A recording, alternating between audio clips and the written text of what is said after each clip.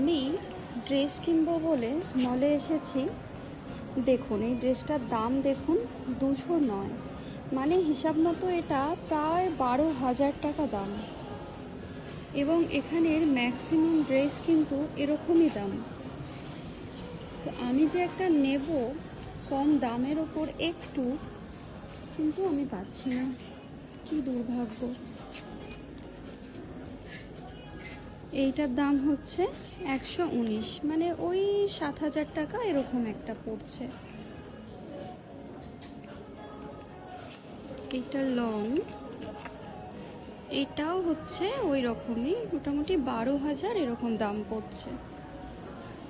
ভাবুন কি অবস্থা, এখানে ড্রেসের দাম কত।